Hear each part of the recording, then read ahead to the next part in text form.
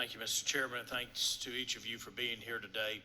Um, when I think about trade agreements, I think of them as being the icing on the cake for Americans and American workers. But the most important thing that we have to do here in America is have the right environment that makes us the most competitive place in the world to do business. The right tax code, the right regulatory environment, the right education environment. You go down the list. We need to be driving things that drive American business and workers to succeed all around the world. And so one of the things that I struggle with right now is, even though we've been very anemic in the trade space right now, we've been putting ourselves behind by destroying American energy independence, by creating the environment where inflation is just running rampant. Really looking at the broken supply chains that have just yet to get back online. I worry deeply that with the growing debt that we have, and I worry about the fact that we are no longer energy independent, and we are relying on some very bad actors, and certainly here in the short term for our needs. I worry that no matter what trade deal that we work out, we're going to be behind the curve on that.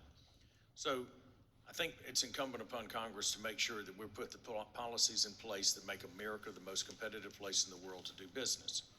Once we do that, then we need to have the robust trade agreements in place. And many of the things that we've talked about on both sides of the aisle here are very important in that. As we look at an agreement with Taiwan, Mr. Wu, first question to you.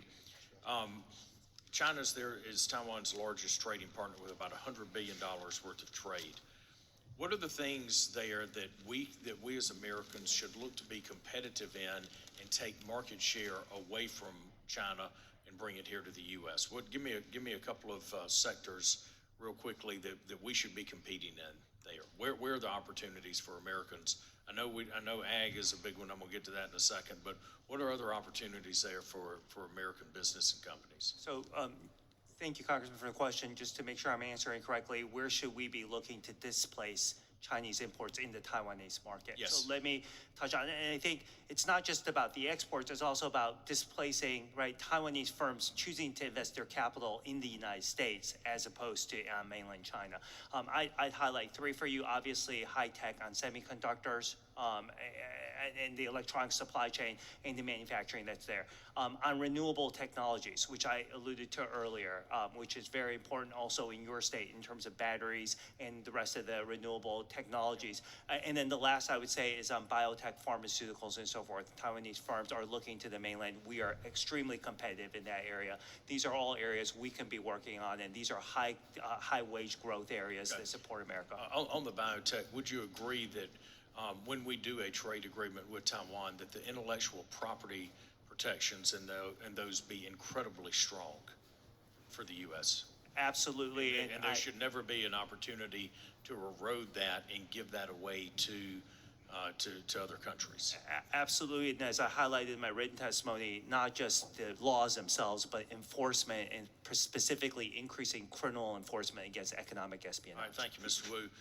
Mr. Bonin, you've talked about how the anemic trade environment that we find ourselves in has put American farmers behind because we're losing market share to producers in other parts of the world.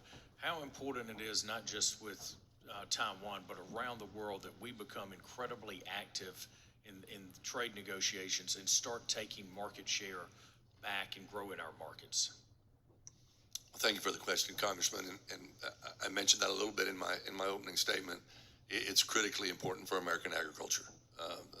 I mentioned that, depending on the year, when 30% of net farm income in this country relies on exports, that pretty much tells you the story. And through technology, through a lot of things, our American farmers have become extremely productive, and exports are just important everywhere. We look at the world as our customer. That's the way we look at it, and we look forward to working to trade agreements all across the world. Mr. Chairman, I yield back.